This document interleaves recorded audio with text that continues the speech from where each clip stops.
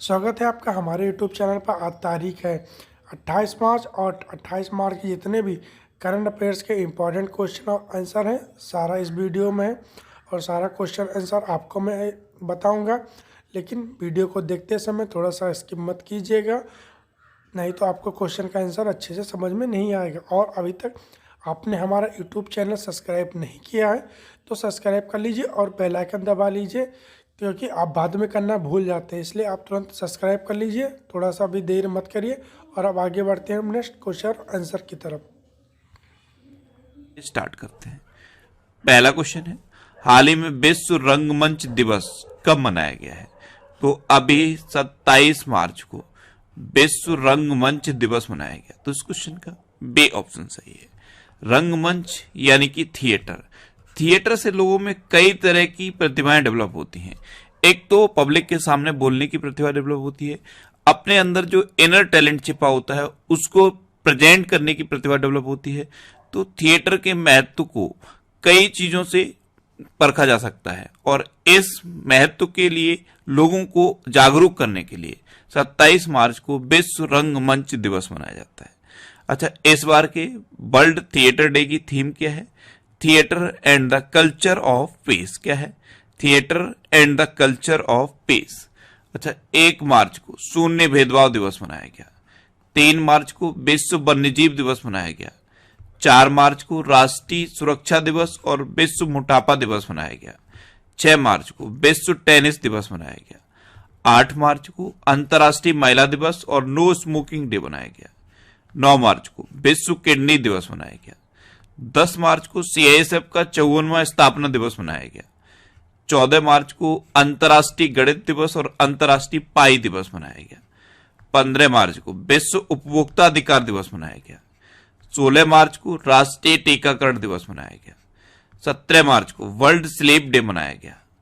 18 मार्च को वैश्विक रिसाइकलिंग दिवस मनाया गया। 20 मार्च को अंतर्राष्ट्रीय प्रसन्नता दिवस, वर्ल्ड ओरल हेल्थ डे और विश्व गौरैया दिवस मनाया गया। 21 मार्च को अंतर्राष्ट्रीय वन दिवस और नस्लीय भेदभाव के उन्मूलन के लिए अंतर्राष्ट्रीय दिवस मनाया गया। 22 मार्च को विश्व जल दिवस मनाया गया। 23 मार्च को विश्व मौसम विज्ञान दिवस मनाया गया। 24 मार्च को विश्व क्षय रोग दिवस मनाया गया और 25 मार्च को अजन्मे बच्चे का अंतर्राष्ट्रीय दिवस मनाया गया। तो मार्च में अब तक इतने इंपोर्टेंट डे मनाए गए, ये आपको याद रखने हैं। अच्छा, आज की इस वीडियो का हम टारगेट रखते हैं 40 से लाइक का। तो अगर ये वीडियो आपको अच्छा लगता है, हेल्पफुल लगता है, तब आप इस वीडियो को लाइक और शेयर जरूर किया करो। और मैं आपको भी बोलता हूं, डेली मॉर्निंग में उठकर सबसे पहले अपने लिए एक टारगेट फिक्स करो, चाहे छोटा सा ही टारगेट फिक्स करो, लेकिन डेली मॉर्निंग में उठकर सबसे पहले अपने लिए एक टारगेट फिक्स करो और फिर अपना पूरा दिन उस टारगेट को अचीव करने में लगा दो। आपकी लाइफ ऑटोमेटिकली अच्छी हो जाएगी। नेक्स्ट क्वेश्चन है, हाल ही में रूस ने किस देश में परमाणु हथियार तैनात करने की घोषणा की है? तो रूस ने अभी बेलारूस में परमाणु हथियार तैनात करने की घोषणा की। तो इस क्वेश्चन का सी ऑप्शन सही है। रूस यूक्रेन युद्ध के बाद अब रसिया ने बेलारूस में परमाणु हथियार तैनात करने की घोषणा की है। अब बेलारूस, तो ये है मैप में बेलारूस। बेलारूस की कैपिटल क्या है? मिन्स्क। बेलारूस की करेंसी क्या है? Belarusian rouble. और बेलारूस के प्रेजेंट टाइम पे प्रेसिडेंट कौन है? Alexander Lukashenko. कौन है? Alexander Lukashenko. अब परमाणु हथियार रसिया तैनात करेगा, तो अभी FATF ने रसिया की सदस्यता को रद्द कर दिया है। अक्टूबर माह में भारत का शीर्ष तेल आपूर्तिकर्ता रसिया बना है। फाइनेंस ईयर 2023 में रूस भारत के पिग आयरन का सबसे बड़ा आयातक बना। रूस भारत का 7वां सबसे बड़ा व्यापारिक भागीदार बना है और रूस ने पूर्व अमेरिकी सुरक्षा कॉन्ट्रैक्टर एडवर्ड स्नोडेन को अपनी नागरिकता प्रदान की है। नेक्स्ट क्वेश्चन है, हाल ही में किसने अरावली ग्रीन वॉल परियोजना का शुभारंभ किया है? तो अरावली ग्रीन वॉल परियोजना, इसका शुभारंभ अभी श्री भूपेंद्र यादव ने किया। तो इस क्वेश्चन का बी ऑप्शन सही है। पर्यावरण, वन, जलवायु परिवर्तन मंत्री हैं श्री भूपेंद्र यादव। इन्होंने अभी अरावली पहाड़ियों के आसपास यानी कि राजस्थान, हरियाणा, दिल्ली, गुजरात, इस रीजन में इन पहाड़ियों के 5 किलोमीटर की रेंज में वृक्षारोपण को बढ़ावा देने के लिए अरावली ग्रीन वॉल परियोजना का शुभारंभ किया है। नेक्स्ट क्वेश्चन है, हाल ही में महिला प्रीमियर लीग 2023 का खिताब किसने जीता? तो मुंबई इंडियंस ने दिल्ली कैपिटल्स को 7 विकेट से हराकर महिला प्रीमियर लीग 2023 का खिताब जीता। तो इस क्वेश्चन का सी ऑप्शन सही है। पहला महिला प्रीमियर लीग मुंबई इंडियंस ने जीत लिया है। नेक्स्ट क्वेश्चन है, हाल ही में रिलायंस इंडस्ट्रीज ने किसे अपना सीएफओ नामित किया है? तो रिलायंस इंडस्ट्रीज ने अभी श्रीकांत वेंकटचारी को अपना नया चीफ फाइनेंशियल ऑफिसर नामित किया। तो इस क्वेश्चन का बी ऑप्शन सही है। ये हैं श्रीकांत वेंकटचारी और इन्हीं को रिलायंस इंडस्ट्रीज ने अपना सीएफओ अपॉइंट किया। अच्छा, अभी कॉटन कॉरपोरेशन ऑफ इंडिया के सीएमडी के रूप में ललित कुमार गुप्ता को नियुक्त किया गया। ताजिकिस्तान में संयुक्त राष्ट्र के रेजिडेंट कोऑर्डिनेटर के रूप में के.आर. पार्वती को नियुक्त किया गया। बीपीसीएल का अध्यक्ष और प्रबंध निदेशक जे. कृष्ण कुमार को नियुक्त किया गया। टीसीएस का सीईओ के. कृतिवासन को नियुक्त किया गया और हनीवेल ने सीईओ के रूप में बिमल कपूर को नियुक्त किया है। नेक्स्ट क्वेश्चन है, हाल ही में इसरो ने कितने उपग्रहों के साथ भारत के सबसे बड़े लॉन्च व्हीकल मार्क 3 रॉकेट का प्रक्षेपण किया? तो अभी इसरो ने 36 उपग्रहों के साथ भारत के सबसे बड़े लॉन्च व्हीकल मार्क 3 रॉकेट का प्रक्षेपण किया। तो इस क्वेश्चन का ए ऑप्शन सही है। अब इसरो, इसकी स्थापना कब हुई? 1969 में। इसका हेडक्वार्टर कहां पे है? बेंगलुरु में। और इसके प्रेजेंट टाइम पे चेयरपर्सन कौन है? एस सोमनाथ। कौन है? एस सोमनाथ। नेक्स्ट क्वेश्चन है, हाल ही में किसे पेंशन योजना पर पैनल का प्रमुख नियुक्त किया गया है? तो एक्चुअल में है क्या, अभी भारत में सरकारी कर्मचारियों के लिए एनपीएस की व्यवस्था है, नेशनल पेंशन स्कीम। इससे पहले क्या था? ओपीएस था, ओल्ड पेंशन स्कीम।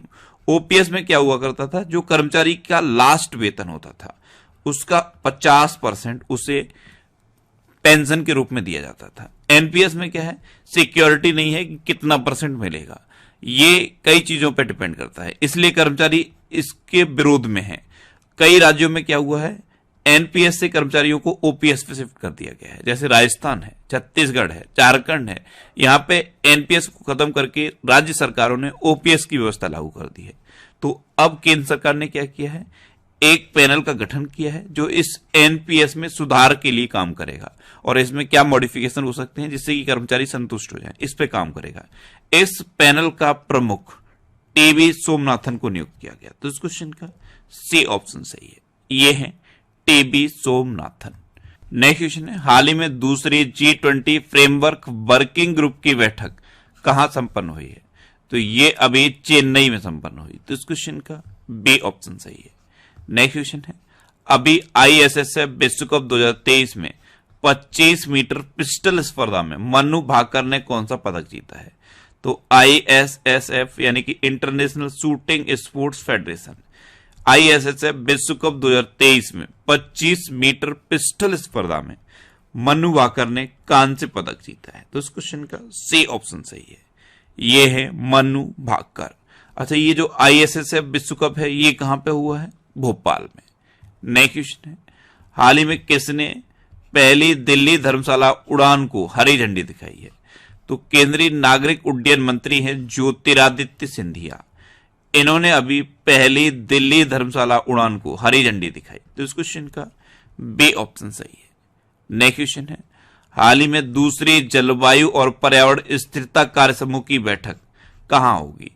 तो दूसरी जलवायु और पर्यावरण स्थिरता कार्य समूह की बैठक गुजरात के गांधीनगर में होगी। तो इस क्वेश्चन का सी ऑप्शन सही है। नेक्स्ट क्वेश्चन है, हाल ही में किसने फोर्ब्स इंडिया लीडरशिप अवार्ड्स 2023 में जेन नेक्स्ट एंटरप्रेन्योर अवार्ड जीता है? तो ये जीता है मुकेश अंबानी की बेटी ईशा अंबानी ने। तो इस क्वेश्चन का बी ऑप्शन सही है, ये है ईशा अंबानी।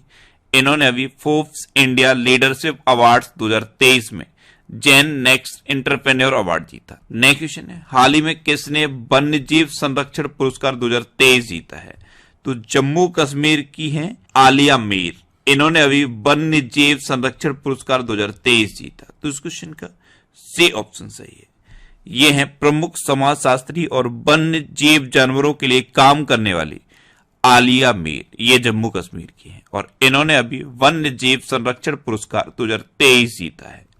नेक्स्ट क्वेश्चन है, हाल ही में किस देश की पूर्व राष्ट्रपति डिल्मा वाना रूसेफ को एनडीबी के अध्यक्ष के रूप में चुना गया? तो डिल्मा वाना रूसेफ ये ब्राजील की पूर्व राष्ट्रपति हैं और अब इनको न्यू डेवलपमेंट बैंक का अध्यक्ष चुना गया। तो इस क्वेश्चन का ए ऑप्शन सही है, ये है डिल्मा वाना रूसेफ, ये ब्राजील की पूर्व राष्ट्रपति हैं। अब इनको एनडीबी का अध्यक्ष चुना गया। तो एनडीबी यानी कि न्यू डेवलपमेंट बैंक, इसकी स्थापना कब हुई? 15 जुलाई 2014 को। इसका हेडक्वार्टर कहां पे है? संगाई में। और इसके प्रेजेंट टाइम पे प्रेसिडेंट कौन है? Marcos Farado Trijo. कौन है? Marcos Farado Trijo. Next question है, हाल ही में S&P ग्लोबल रेटिंग्स ने वित्त वर्ष 2024 में भारत की आर्थिक वृद्धि दर कितने प्रतिशत रहने का अनुमान लगाया? तो S&P ग्लोबल रेटिंग्स ने वित्त वर्ष 2024 में भारत की आर्थिक वृद्धि दर 6% रहने का अनुमान लगाया। तो इस क्वेश्चन का